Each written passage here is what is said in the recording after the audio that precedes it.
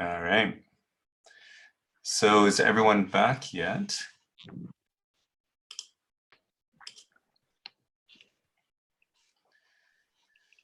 Now I need to find Dominic. Dominic, I'm going to unmute you. Thank you, David. Cool. So we are also streaming live on LinkedIn and Facebook and YouTube.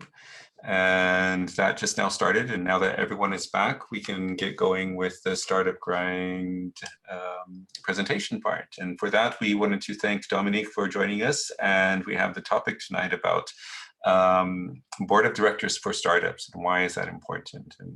And just as a reminder, we are recording and live streaming this session. So if you don't want your face to be shown, you're more than welcome to turn off your camera.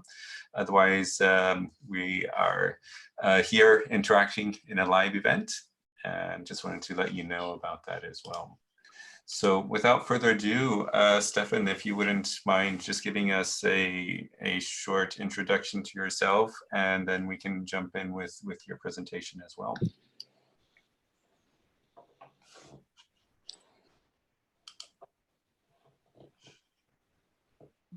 You gave the word to Stefan, David?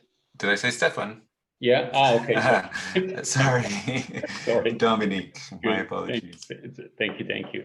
Yes. So, hi everyone. A warm welcome during these crazy times, and I'm very happy that you take another 40-50 minutes for us here together to talk a little bit about the Verwaltungsrat, the board of directors, or the Beirat, the advisory board, because I think it's a very important, an important thing which is underestimated by a lot of companies and so by startups.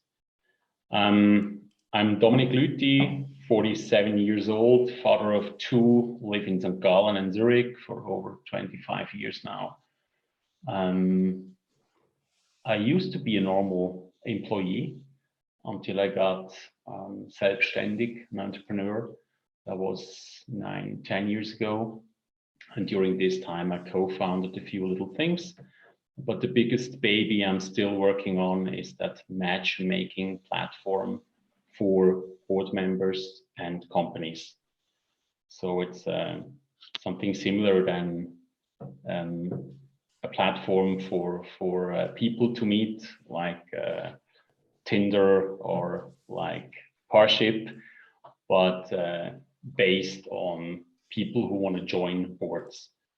So that's why we are in a total other time, frame than headhunters, professional headhunters. But that was always our intention to offer those KMUs, the small and medium-sized companies, and those startups something interesting, and to give them access to professional and good people and outsiders and like independent board members. Yeah, so that's my story, and I would like to share the screen and to start the presentation. So good.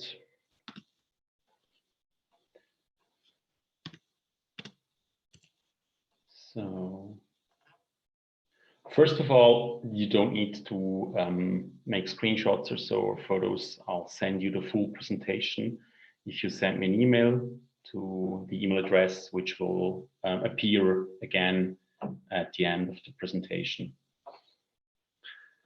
I did a Lehre als Maschinenzeichner, an apprenticeship, and then Berufsmaturität, studied information technology, did my master's, my MBA, and in the last year I did different seminars on the topic of board member. So that's the short intro about me. I worked in different industries such as mechanical engineering, holography, nanotechnology. I'm self-employed for a few years now. I do lecturing, so I work as a part-time teacher in different schools. I was 1 year abroad in my life in also poor countries such as Asia and Africa, traveled through these countries with my backpack together with my girl. And I have a lot of crazy hobbies, such as shooting and vintage stuff, and family and chess, and so on and so on. So 2001, I founded my first Einzelunternehmung, my first company.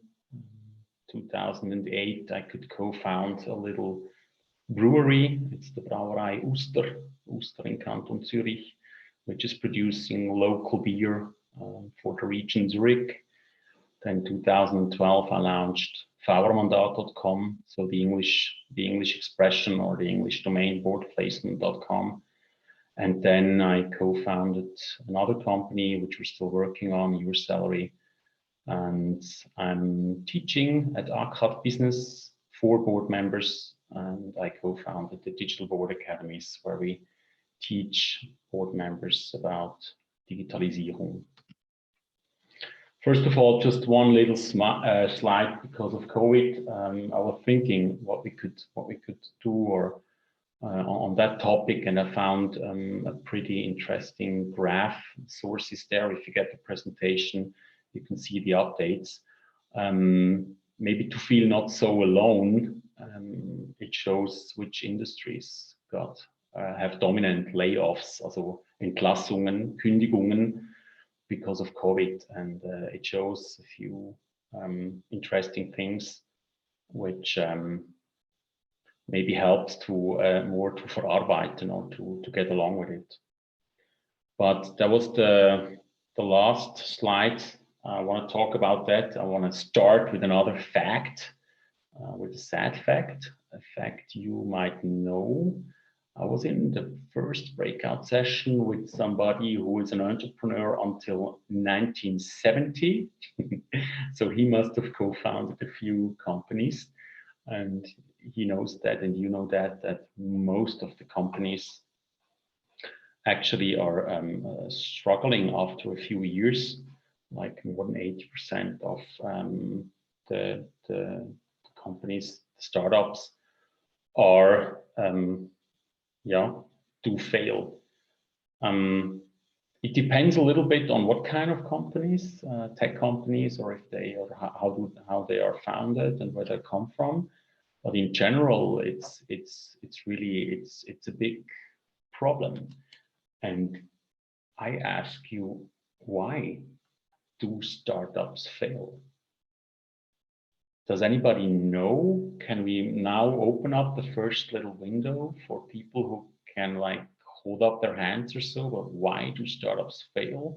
Maybe just a few little notes or so, a few little words. You can either write it in the chat or raise your hand, and we can get 2 or 3 answers here. Who has an idea, or who wants to give a comment as to one of the biggest reasons why startups fail?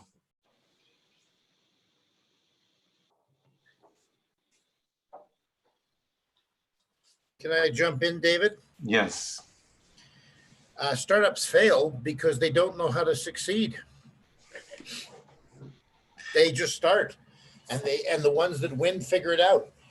That was Carl speaking. That was Carl speaking, right? Yeah, or get lucky, or they persevere through 100 failures until one time they have a success. Most people don't know how to make a startup work. They don't know all the elements that are required, and they don't know how to make those elements fit.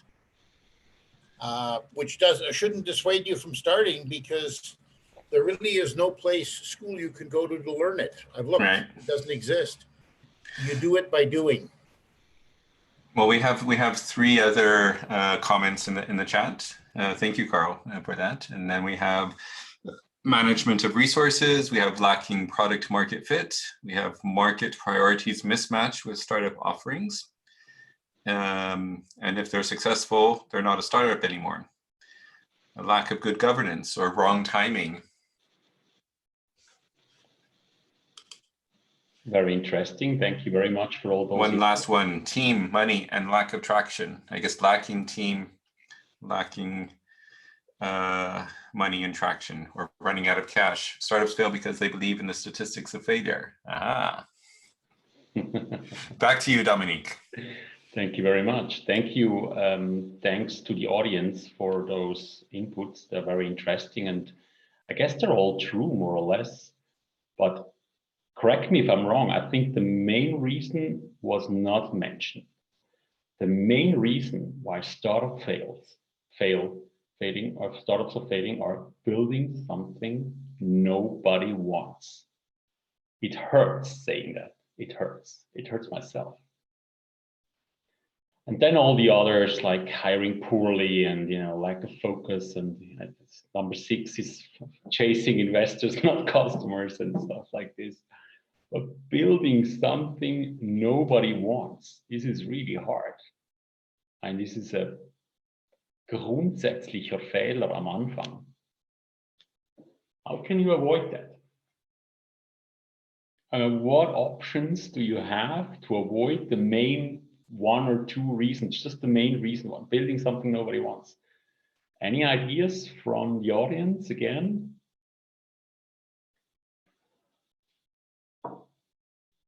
What can you really do in practice?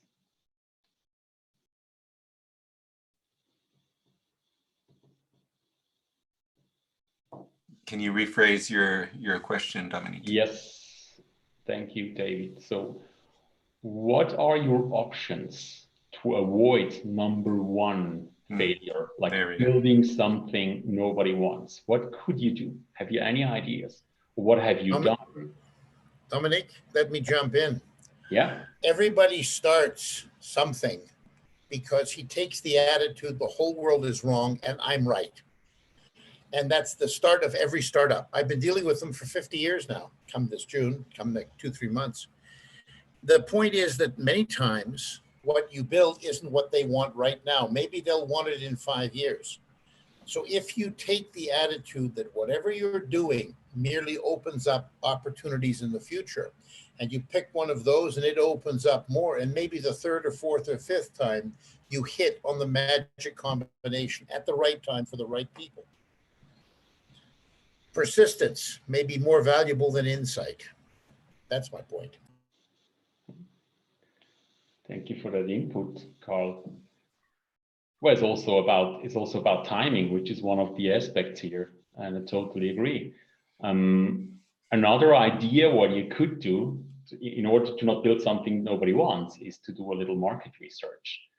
And I don't know who of you or of the audience knows that in Switzerland, a market research is actually paid by InnoSwiss. So you can apply at innoswiss.ch and get there an InnoCheck. It's worth 15,000 Swiss francs, and you can actually do perfect market research together with the university or with the University of Applied Science. You just have to apply for the project, and they have to prove, and it has to have like that innovation character. And if it has that innovational character, they will pay for it. And you could avoid number 1. But you have to have this idea, or you have to have the right team bringing you to that idea. That's actually that's my opinion. So it's all about strategy. And here is the little summary about strategy, the little definition. And the question is, who is responsible for the strategy? Responsible are founders, or in einer Aktiengesellschaft der Verwaltungsrat, so the board of directors. So those are the people who are in charge to do the right strategy, which leads to success. And this is actually one of the Kernaussagen of this meeting, one of the core takeaways. The right strategy leads to success, and is made by the board of directors. So I did a master thesis about that quite 10 years ago. And I tried to do a research in Switzerland, like who is in the board? What are these people doing? What skill set they have? Where are they from? Are they related? Is this mother, father? Is this like the cousin? Is this, and how are they elected? Who is searching for them? Like which criteria meet? Is it stringent? And it was fun. Like the coming out like is known. there are actually, there's not enough diversity in the Schweizer KMU-Welt. And we'll talk about the diversity a little later. So first of all, I brought you 2 slides about like facts. What is the board of directors? So it's a group of people who's responsible for the company and for the strategy. And needed is it only at the AGs, like at the Aktiengesellschaften. But voluntary, you can put together or create or install an advisory board in every other company. And the role of the board of directors is gemäß OR, the Swiss Code of Obligations. They're responsible for the strategy and the supervision of the company. So that's the job of the board of directors. The advisory board is often called der kleine Verwaltungsrat, so the small board of directors. And it's not registered in the Handelsregister in Switzerland. So it's actually fast installed and fast deinstalled. They carry less risk. It can be installed by every company, but startups like to do that very much. The role of the advisory board is also sparring partnership or strategy finding, etc. Can also be a door opener or reduce complexity. This is one of my slides I like the most, and I had to go at the university in St. Gallen in the bibliothèque to find that book and to see from Professor Böckli this. Yes, it shows perfectly the dilemma of every board member. So normally a board member has the dilemma between, like, he has both. He has no conflicts of interest, but on the other side, he has broad practical experience in different firms. So he should be an independent outside member, and on the other side has intimate knowledge of the firm, and so on and so on. Once upon a time, it looked like this. It's from the 50s or from the 60s, this picture. But today it looks more like this. So ideal skills of board members can be those, can be this. Well, these are all thoughts and not only skills, but also thoughts about like the perfect board and the whole diversity of a board. And the skills demanded today, they look like this. So those are the skills who are vertreten on our platform. So we see big chunks there, the red one. So the red one is like, should be, you see, I'm in the home office, like the doorbell ring. We'll see, maybe it's just a delivery or so. You see the red one, the big one is strategy. But you see all these little things like small parts and particles which are important to have in a board. The question we get often is, how is the ideal profile of a board for a startup looking? Does it exist? So our answer is no, we don't think it exists, the general idea, but some attributes can be delivered from the law. And I have you those 2 links in German and in English, where you can actually have a source or look up the source. So the other question is, what is the board's mission? The board's mission is the 8 non-transferable tasks. So the board has to take care of them and for sure create value. So what is the mission of a founder? We think that a founder should build a diverse, independent, and adequate board of directors. There are some golden rules for putting together a board. None of them, I mean, they're not sacrosanct, but there are some in general golden rules. And one is to be able to reduce complexity. Ideal is to have strategic people, experienced thinkers, enough adequate diversity, and startup experience networkers also helps on that topic. A few other rules are you have to have people who are able to take risk. I mean, think of the term we looked up before, that 80% of the companies are failing. So you have to be a risk taker. You have to have enabler. You have to have Querdenker, lateral thinkers. And we suggest to have at least one external person in a board. This is my advisory board. There's also 2 external persons which were not in my Dunstkreis or not friends of mine, and they really challenge me. They give me their networks, they motivate me, and they help me do the strategy now for 8 years. I'm pretty happy. So another question is now, like, if you go further and further, like, okay, how do you assemble the board now? How do you find those people, you know? And I put some logos of the big companies, of the big HR companies and headhunters and boutiques, which they do those kind of stuff, but they do that for the big companies who have a lot of budget.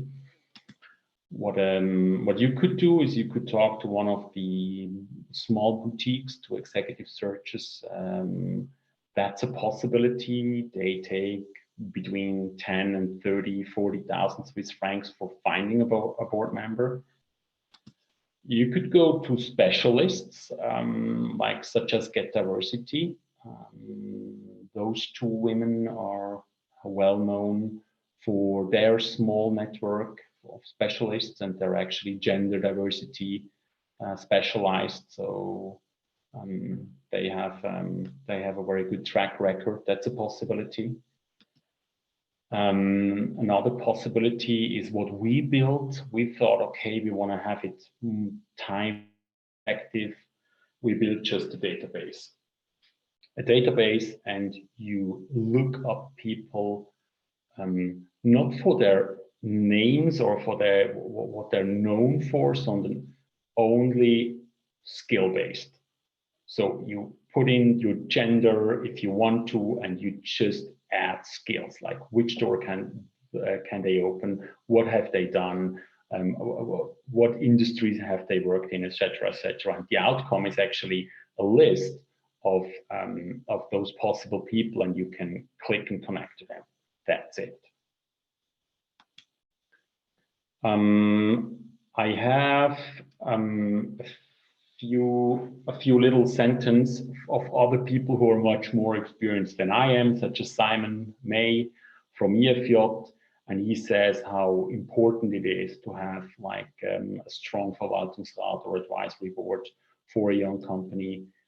Patrick Marti, one of our customers who sourced people for his board, said it was very important for him to have certain skills in the board in order for the promises for his investors. And other customers, like a fintech startup who sourced more than 1 board people with us, also pointed out how important it is to have those complementary skills. Then Sascha Horrig and Hermann Koch, I guess most of the people, at least from Zurich, know them. They said that it's very important to have those competitive advantages in the board for your startups. And very interesting to see, that's a screenshot from my LinkedIn account. You might have heard of that company from St. Gallen, Frontify, who raised over 22 million. And Dr. Thomas Tübendorfer published that and said, hey, look, it's possible even in Switzerland or in the small St. Gallen, there is a tech company who raised such a big amount of money. And it is really, we did it. And Dr. Thomas Tübendorfer is member of the board. And then in the screenshot on the lower part, you see Roger Dudler, that's the CEO, and the founder, what he wrote that, hey, Thomas, you have been such an important puzzle. Thank you very much, which says so much for me. A question we do often get is, hey, Dominic, thank you for the theory, for having an adequate, diverse board with skilled people, but how do you pay them? I mean, come on. And what options do you have as a startup? I mean, sure, obligation, shares, participation, Partizipationsscheine, Aktien, but I put together a few little things you could maybe also take into account and use as instruments for you. And it's like really like being meaningfulness and also like involving your people from the advisory board to really work on something which is for them meaningful, and maybe they're also willing to invest some time for you and for the thing. You could it's like expansion of know-how and network. I mean, don't underestimate if you take a nanotechnology professional in your company and you're doing something in the nanotechnology field. For him, it's also learning, and maybe he can discover new things. You could do Einkaufsvergünstigungen, contributions, or share your product with the board member. But in the end, and this I really wanted to point out that, I mean, in the end, a lot of you from the audience might become entrepreneurs because there was missing fun in the normal world. For me, it was like this. Like I wanted to do my own thing, and fun and working in your field where you can develop yourself can be very meaningful and very important for certain people. Maybe with those aspects, you can also meet somebody who is really willing to help you, even though like he has he would be hard to pay for you as a startup founder. This slide, I took a picture of Daniel Gutenberg in 2015 at Start Summit in St. Gallen. Like he showed a slide where he had like a few aspects called positive and negative for him, whether he would invest or not in a startup. And for me, I took the most like profound 3 out of that slide. And he said, like Daniel Gutenberg is well known, like one of the big business angels in Switzerland. He said positive aspects for him to invest is if the founders are driven by impact. That's very important for him, if he can feel that. And he said he needs, if it takes him longer than 30 minutes to understand the idea. 30 seconds. 30 seconds, sorry. Thanks, David. If it takes him longer than 30 seconds, then he will drop it. And for him, it's also important to see that the founders have skin in the game, that expression, like wenn die Gründer wirklich mitmachen, auch mit Geld. And there's also negative aspects. He said, like, if they need me, like if they cannot proceed without me, it's not good. If they pay themselves high salaries, and if they have not studied the competition. Not studying the competition leads us actually to one of the first slides I showed, where I asked you, why do startups fail? This is also like building something nobody wants, is perhaps also not studying the competition well, I guess. So I brought you a little present. If there are people in the audience who are interested in looking for a board member, there's a little voucher. Just contact me afterwards. I'm happy to give you that away for sure. Can I jump in, Dominic? Go back to the previous slide. Yes. Just to, in case it wasn't sure, and that maybe there's some new people who have joined the stream as well. We've been talking about the importance of board of directors for startups, and something that Dominic has been developing over the years is an online platform. How many people do you have currently on your platform offering or who are in the capacity to be a board of director, roughly?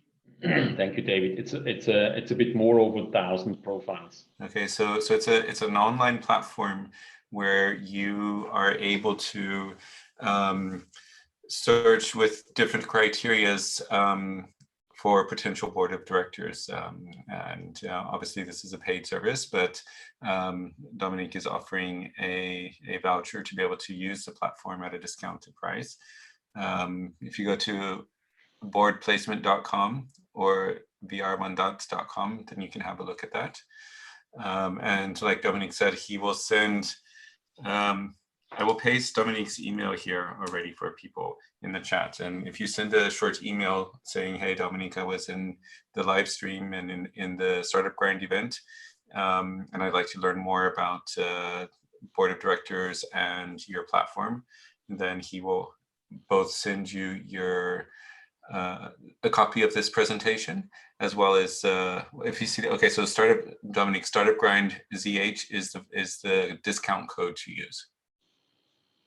Yes. That's correct. Yeah, that's correct. So that string is the voucher itself. Yeah. Yeah. So as far as I understand, I can see, Dominic, that's the basic, that's the core of your presentation, right? That's correct, and I was a few minutes faster than expected, but that's not a problem. I think we have a few questions, and if someone has a question, just click on the raise hand option, and then we can unmute you.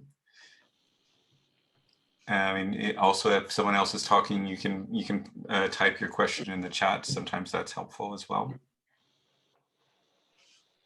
So if we have any questions from any of the participants, now would be a good time to ask that. Aha, Joel.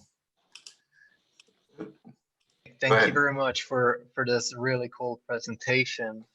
I was wondering, we're actually in the process of looking for people who would join our advisory board. Now, you mentioned skills are an important part of the selection process, and we kind of have 3 core skills that we combine in our startup. Would you recommend that for each of these core skills to have one specific board member, or is that starting to get too many people then already? So to make it more specific, maybe we are looking for one IoT specialist, one specialist for recommender engines, and one for energy in general. Does that make sense to have for each of those fields one advisory board member, or would you try to unify that? Personally, honestly, I would try to unify at least 2 of them, because if on the long run you're only 3 people in the board, it could be that you underestimate all the other skills with the sales and marketing execution, growing, communication, you know, like, and the whole channeling and partnering stuff. So it could be that you end up with three technicians in the board, unless you have space for another 2 people. But then it could be a big board for a startup or for a small company which just started. Cool, makes sense. Thanks. I'd have 2 more questions, but I want to give the others a chance to ask as well. So I'll shut up now. We have 1 question from the chat, and if no one else comes in, then we'll come back to you, Joel. Thank you. So, Dominic, when should an entrepreneur start assembling his board, and when does it become mandatory from a business, not a legal point of view? Can you repeat the first part, please, again, David? Was a little when should a startup assemble his board of directors, not from a legal perspective, but from a business perspective? How early on should you look into board of directors? That's a good question, and I would like to call my best friend now. That's a very good question, because it has always been a question: when is the right timing? So if we go back to this slide with the 10 top startup mistakes. I guess that graph, the picture answers a lot of it. So I would say start early.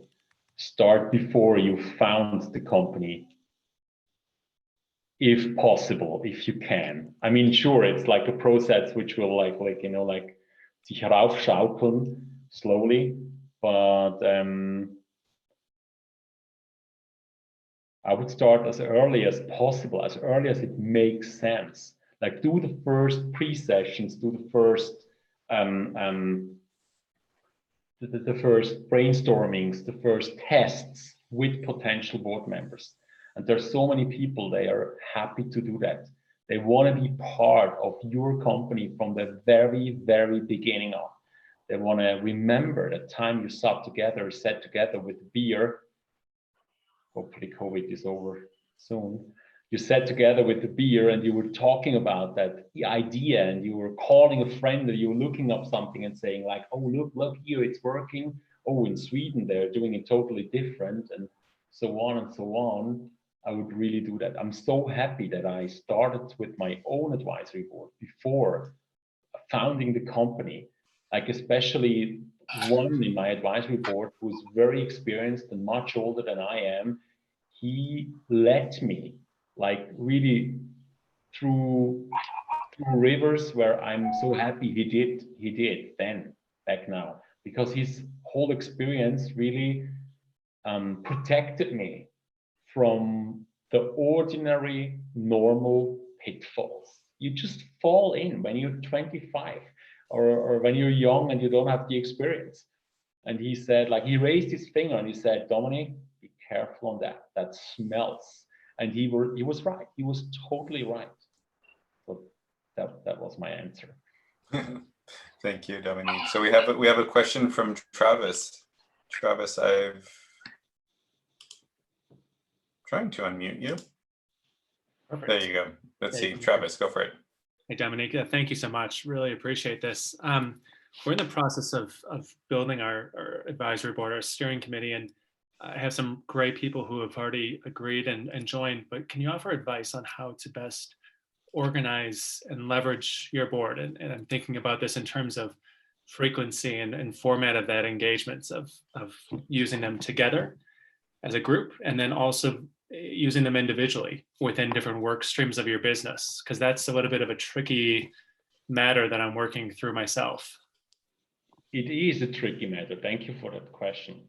Thank you. It is a tricky question, and it's also a tricky question for those people in your advisory board who do, let's say, legal. I mean, you know, you talk to them individually on certain cases or stuff. I think it's very individual, and it's very depending on like your size, where you're starting, how you're financed, the industry, like how fragile everything is.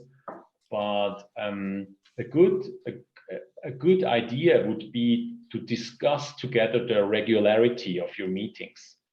A good idea would be to make a mix between online and offline, and to make a mix between the whole group and the individual.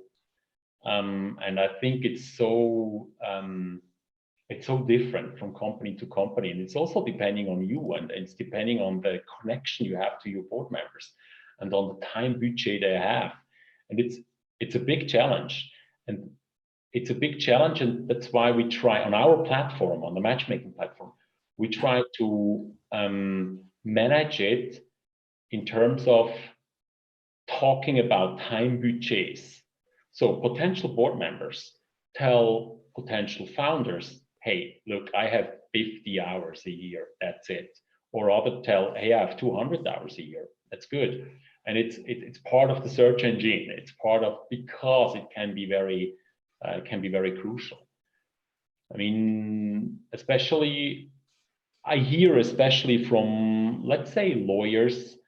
They say, hey, look, it's for me, it's a big Gratwanderung, like it's a thin red line between how much do I give and who I give as a board member because it's my own interest, And when is the point that say, hey, look, now I have to do a cut and I have to do this case like in my company, and I have to invoice my own startup.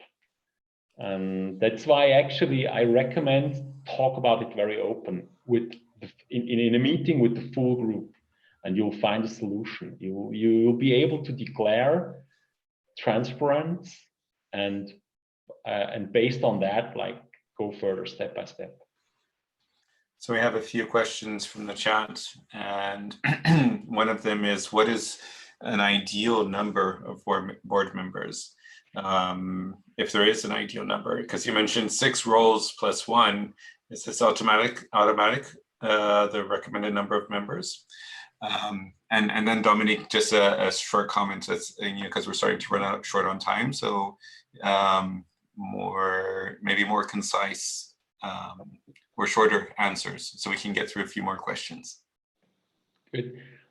A good size is between 3 and 5 board members for a startup, or 3 members in an advisory board. And should you start with an advisory board and then convert it into a board of directors?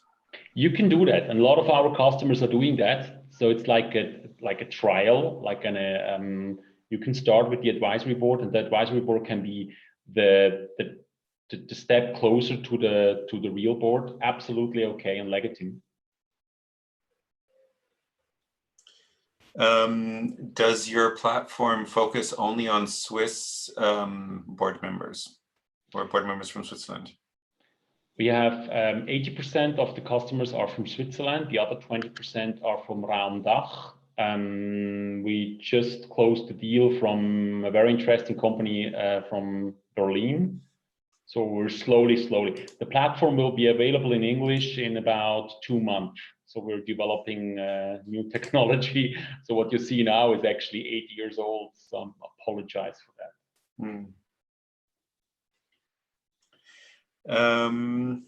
Is it difficult to find board members? Is there a scarcity of board members?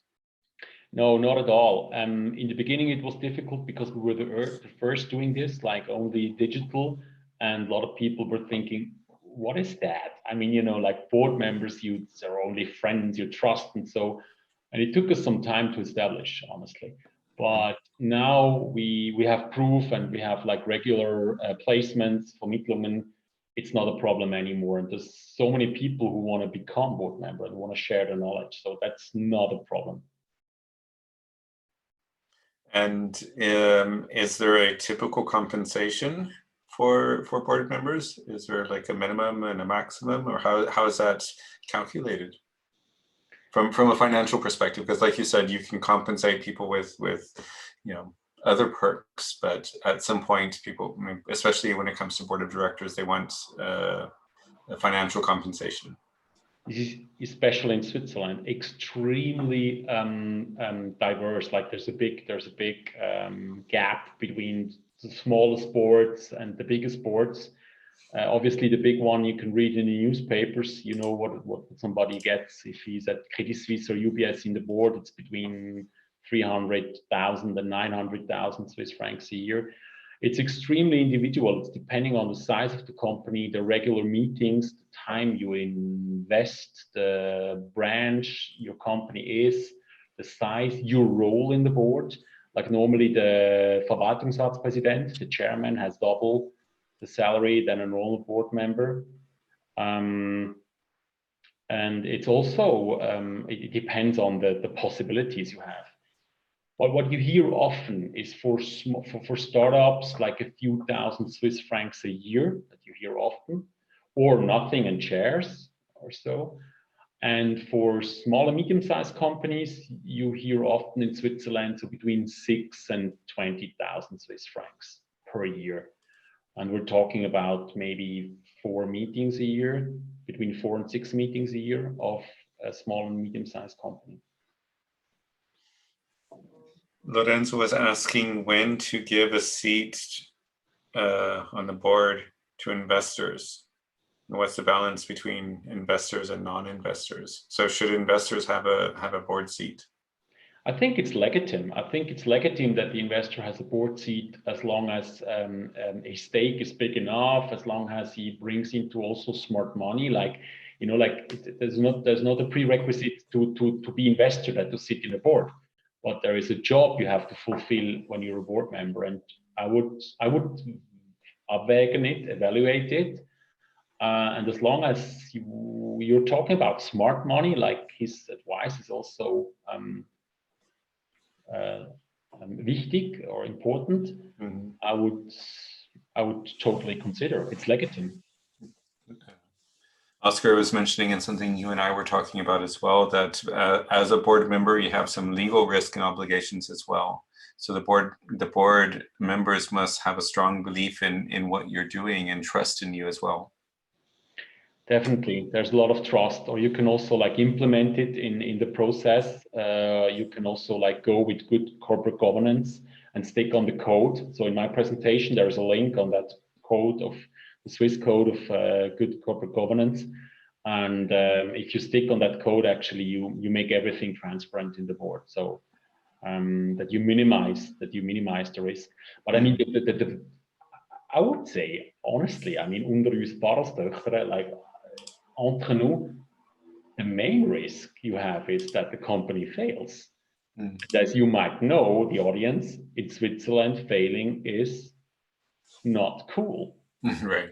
Not yet. That's actually the best. And that's why people might say, okay, I want to start with the advisory board. The advisory board, you have no entry, like register in the Handelsregister. And then you're not like affected with your name when the company, you know, like fails. Mm-hmm. My opinion. Yeah. Okay. We have maybe 5 or I think maximum 10 minutes left before this implodes on us, this Zoom meeting. Any last questions or comments, or would you guys like just some open chat and conversation?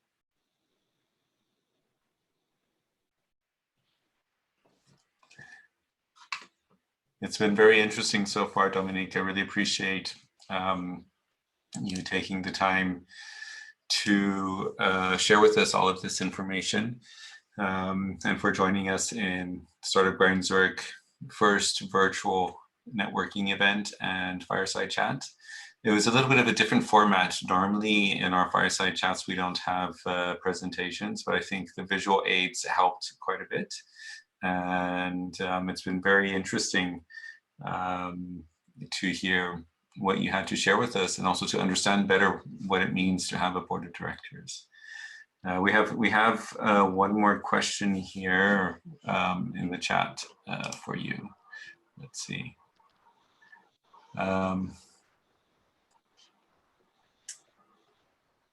Is your fee for finding a board member the same as a director of a board?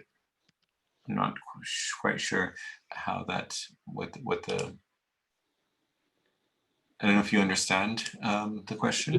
Thanks. The fees are actually, thanks for the question. The fees are actually transaction based. So we invoice when there was a transaction. So when there is so do startups pay something, or only the board, or how does that work? It's a two-sided business model. So yeah. Everybody pays a little bit to participate on a database, but it's a small amount.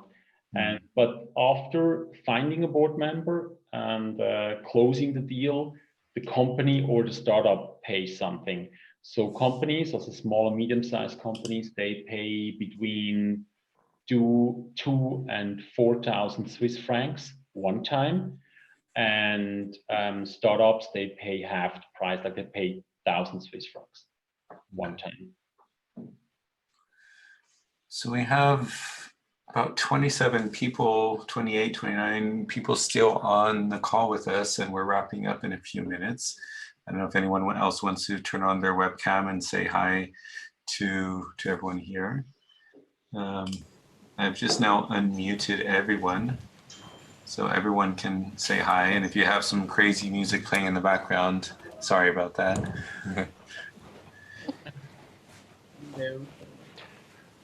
Hi. Yes. So Hugo has. What is everyone drinking tonight?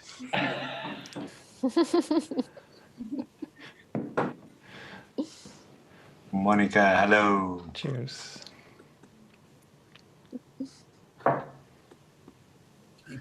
Tea. Good for you, Carl.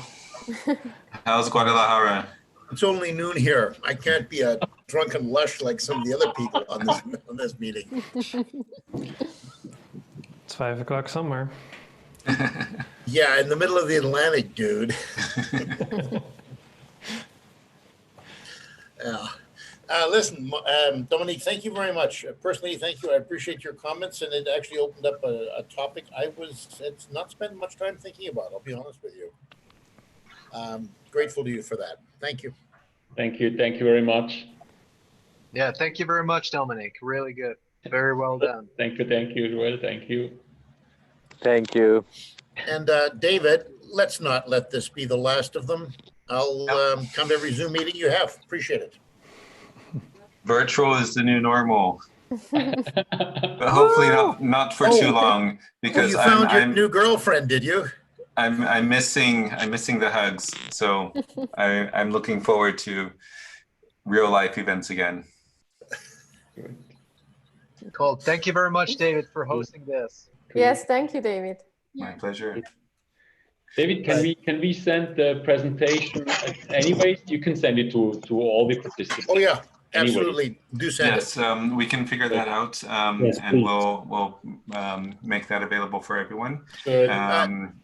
Dominic's email is in the chat, but I can also include that in the email that I sent out to everyone, so that if you have any questions, you can follow up with Dominic as well. Is that okay, David? Dominic? Good. Carl, go ahead. You might consider YouTubing this. It is. It should be available as well. Okay, super. So for Thanks, anyone everyone. also who wants to share that with someone else, I'll be sending out an email after this as well to share the link, and you can share this this conversation we've had so far, and all that we've been able to learn from Dominic about board of directors. For me, it was also very enlightening, very interesting to hear and understand. Sometimes it feels like a black box and something only big companies have, but it's great to understand that and break that down into something that you can easily digest. Good. Cool. Any last comments from any of you party people? No. No, Toodles. so far. Good. I'm really, also you can also come individually to me. I'm happy. So you'll find in the contacts also my phone number, or even on the website. So just call me. I'm happy to answer your questions. If I can do it in a few minutes, really happy to do that. And let's connect. Let's connect on social media. I'm happy to do that. And yeah, if I can help, I'm here. We have time now. Carl, one question real quick. What is your name? Can I find you on LinkedIn? I would love to connect with you. You mean Mike Carl Wimmer? Wimmer, it's W-I-M-M-E-R, the old Austrian expression for a stump. Perfect. So is that CEO at Mac Technologies Inc.? Is that right? That's one of the companies I'm working with, yeah. Wonderful. Cool. Can't wait to connect. Good, cool. Yeah, no, looking forward to it, Joel. Always a pleasure. And yes, I do. Anybody who's in the startup world, we are the people that hold the future in our hands. And remember this, when you talk to wealthy people that want to be important, wealth is only an artifact of past accomplishment. It means nothing in the future. Very good. This is a good one. That's a good one to sign off on. Thank you so much, Carl. Ciao, So guys. thank you everyone for joining tonight. Thank you, Dominic, for your time and for all that you shared. Thank you, ladies and gentlemen. And wishing you guys all a wonderful evening. Stay healthy, stay sane, keep loving each other virtually, and I hope to see you soon. Ciao, David. Thank you. Ciao. Bye-bye. Bye. Ciao, ciao. Bye. Bye. Kunt er nog winken? Ciao.